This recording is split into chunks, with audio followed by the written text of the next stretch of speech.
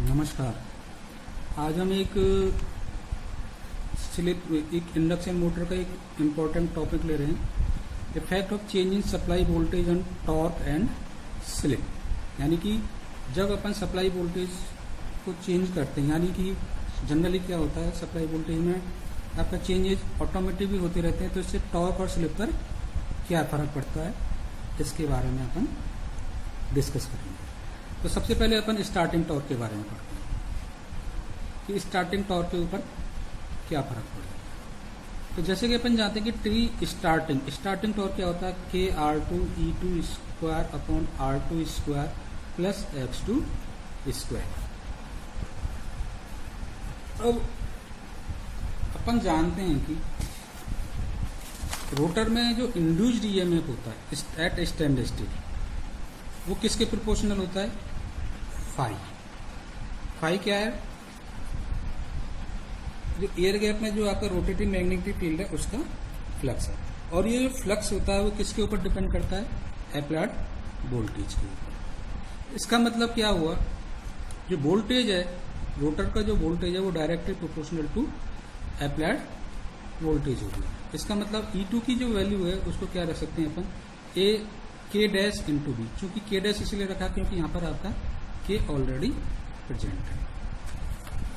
तो starting torque क्या होगा, अपन सिंपली E2 की जगह क्या रख दें, के डैश भी रख दें, तो के आर टू, E2 की जगह K dash B square upon R two square plus X two square.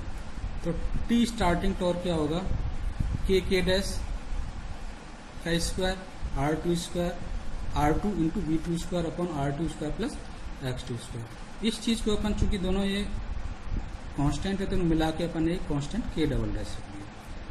तो स्टार्टिंग टॉर्क क्या होगा, R2 B square upon R2 square plus X two square. ठीक है। अब इसमें देखो कि ये R2 कांस्टेंट, R2 यहाँ पर x2 कांस्टेंट, ये पूरी की टर्म क्या है आपकी, कांस्टेंट है। इसका मतलब क्या है, जो स्टार्टिंग टॉर्क है वो वोल्टेज के स्क्वायर के प्रोपोर्शनल होता है। यानी कि स्टार्टिंग टॉर्क किसके ऊपर डिपेंड करता है, वोल्टेज के स्क्वायर। तो ये एक बहुत अच्छा कंक्लूजन है कि अगर वोल्टेज कम होगा, स्टार्टिंग टॉर्क वोल्टेज के स्क्वायर में कम हो जाएगा, और अगर वोल्टेज इंक्रीज हो गया तो स्टार्टिंग टॉर्क भी वोल्टेज के स्क्वायर में इंक्रीज होगा। जबकि सिंक्रोनस मोटर में जो टॉर्क होता है वो ओनली वोल्टेज के प्रोपोर्शनल होता है। इसका मतलब अपन ये कह सकते हैं कि जो इंडक्शन मोटर होती है वोल्टेज चेंज के पर बहुत सेंसिटिव होती है, जबकि सिंक्रोनस मोटर वोल्टेज चेंज के ऊपर कम डिपेंड करती है as compared to induction motor. Clear. अब स्लिप के ऊपर क्या वोल्टेज का क्या इफेक्ट पड़ता है वो अपन देखते हैं। When the motor is running with slip S, then torque acting on the rotor is given by, जब ये तो स्टार्टिंग टॉर्क का फॉर्मूला था, जब मोटर किसी पर्टिकुलर स्लिप पर आपकी रोटेट करती है तो उस कंडीशन में जो टॉर्क होता है वो क्या होता है, K S R two E two square upon R two square plus S square into S square X two का स्क्वायर। अब जैसा कि अपन ने यहाँ पे देखा कि जो वोल्टेज है वो किसके ऊपर डिपेंड करता है, इंड्यूस वोल्टेज के ऊपर। तो यहाँ पर भी वही चीज होगी, इंड्यूस वोल्टेज के प्रोपोर्शनल होती है। तो इसका मतलब E2 इक्वल टू के डैश भी रख दिया, तो सिंपल के डैश यहाँ पर S R two into V square upon R two square plus S square X two square. यहाँ पर के डैश एक अनदर कांस्टेंट है, वही चीज अपन यहाँ पर के डैश को अपन के डबल डैश रख सकते हैं अपन।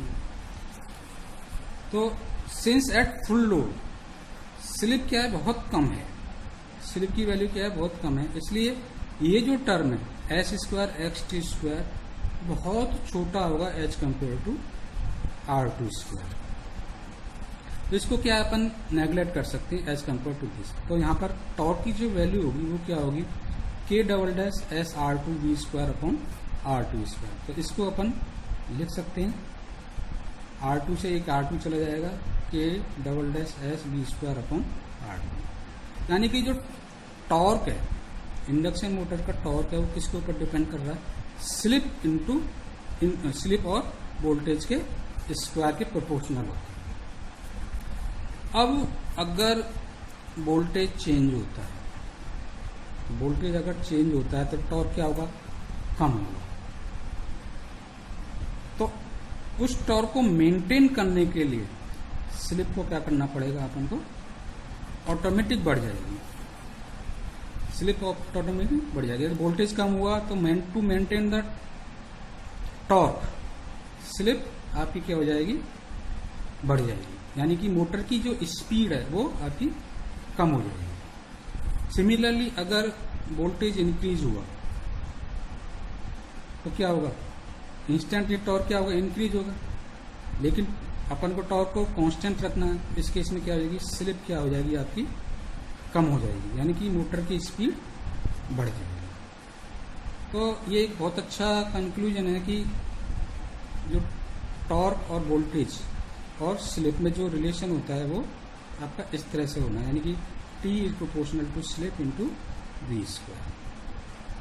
तो ये का बहुत अच्छा सा कंक्लूजन निकला है इससे अपन जो मोटर है उसके जो वोल्टेज का जो फ्लक्चुएशन होता है उसको अपन कंट्रोल कर सकते हैं। धन्यवाद।